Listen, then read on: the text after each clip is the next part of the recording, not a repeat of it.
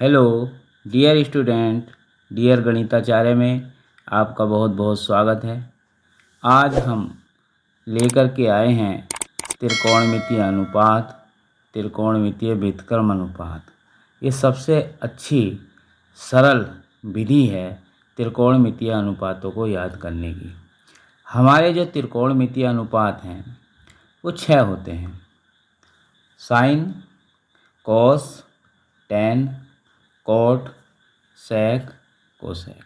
आपसे कोई कहे कि त्रिकोणमितीय अनुपात क्या हैं, तो त्रिकोणमितीय अनुपात जो हैं एक ऑपरेटर हैं। क्या हैं? ऑपरेटर। ये विभिन्न कोणों पर ऑपरेट होते हैं, इसलिए हम त्रिकोणमितीय अनुपातों को ऑपरेटर कहते हैं। त्रिकोणमितीय अनुपात का जो अस्तित्व है वो बिना कोण के बेकार है।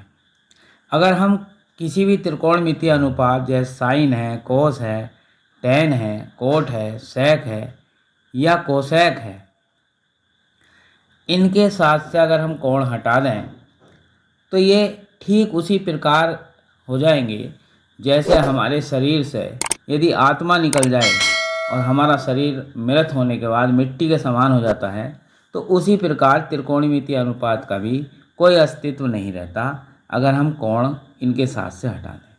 इनकी वैल्यू तभी है जब इनके साथ कोई कोण हो।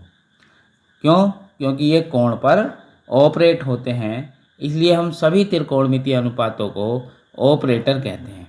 हमारे यहाँ 6 त्रिकोणमितीय अनुपात हैं। इनको याद करने की सबसे सरल विधि है लाल बटे कक्का।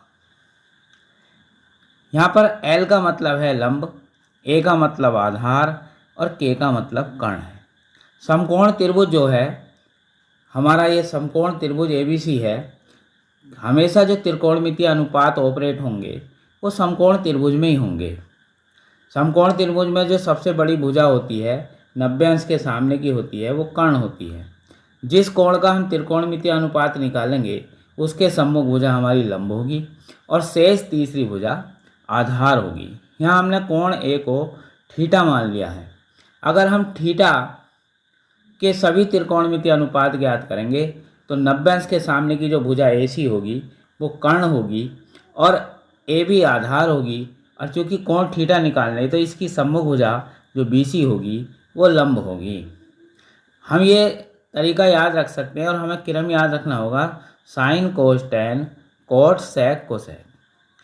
लाल बटे कक्का, या हम दूसरी ट्रिक ये भी कह सकते हैं लंगड़ा आम ला बटे कहता कहता आ।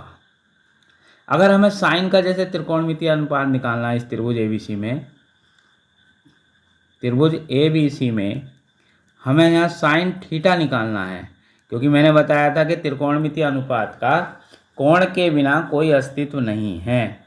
अगर हम साइन को देखें तो साइन का हमारा कोई अस्तित्व नहीं है। अगर यहाँ कोण थीटा लग गया तब इसका अस्तित्व है।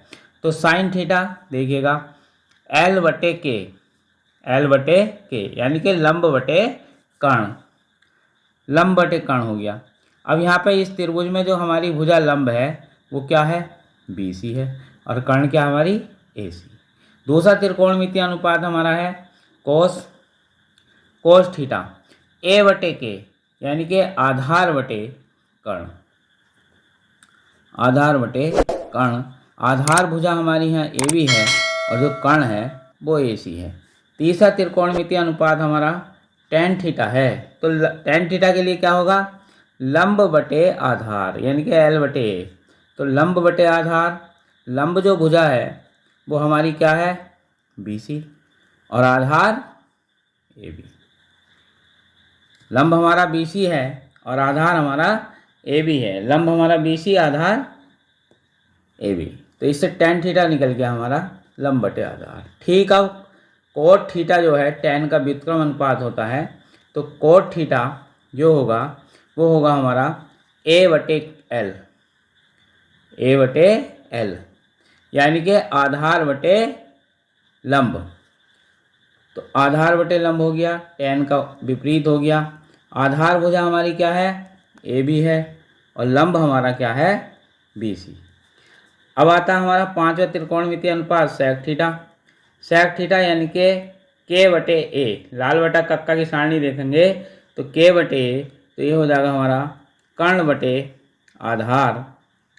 कर्ण हमारा क्या है, AC है और आधार हमारा AB। पांचवा त्रिकोणमितीय अनुपात हमारा कोसक थीटा है, तो कोसक थीटा हमारा के बटे एल यानी कि कर्ण बटे लंब। कर्ण भुजा हमारी AC हो गई और लंब हो गई BC।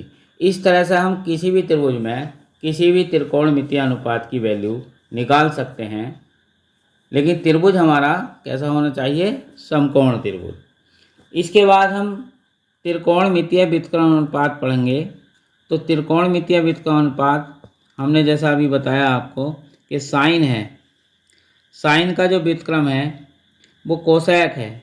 कोसेक का साइन होगा, कोस का सेक होगा और सेक का जो है हमारा क्या होगा, कोस होगा।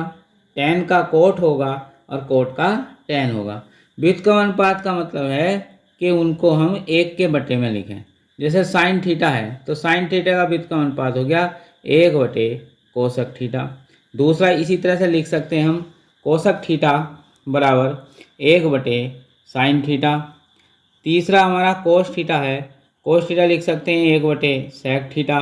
चौथा हमारा है सेक थीटा बराबर 1 बटे कोस थीटा। इसी तरह से पांचवा जो त्रिकोणमितीय व्युत्क्रमण अनुपात होगा हमने लिया टेन थीटा, तो टेन थीटा बराबर क्या हो जाएगा हमारा 1 बटे कोट थीटा। व्युत्क्रमण अनुपात जो है वो होगा कोट थीटा और ये हो जाएगा हमारा 1 बटे टेन थीटा।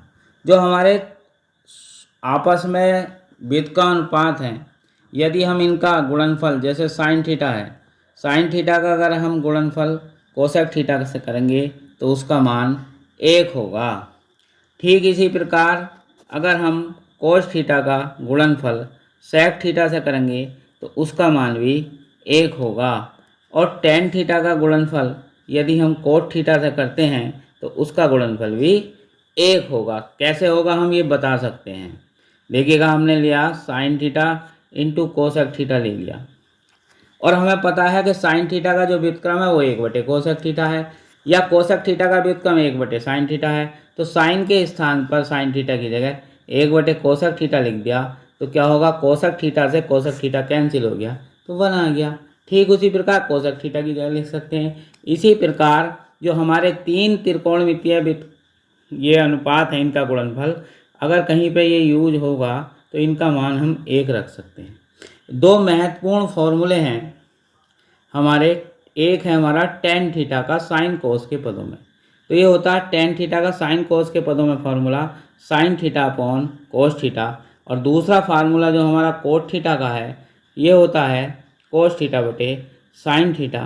यहाँ ये बेसिकली फॉर्मूले हैं 10th क्लास के लिए, और आगे भी और हम अगले वीडियो में जो है जो हमारी त्रिकोणमितीय सर्व समीकरणाएँ हैं 3, उनके आपस में कैसे संबंध हैं, उनके विभिन्न रूप क्या हैं, उनकी वीडियो डालेंगे। तो अगर ये वीडियो आपको अच्छी लगी हो तो हमारे चैनल को सब्सक्राइब कीजिए, लाइक कीजिए और शेयर कीजिए। साथ ही आप बेल आइकन का बटन दबाएं ताकि आपको अगली वीडियो का नोटिफिकेशन तुरंत प्राप्त हो। बहुत बहुत धन्यवाद।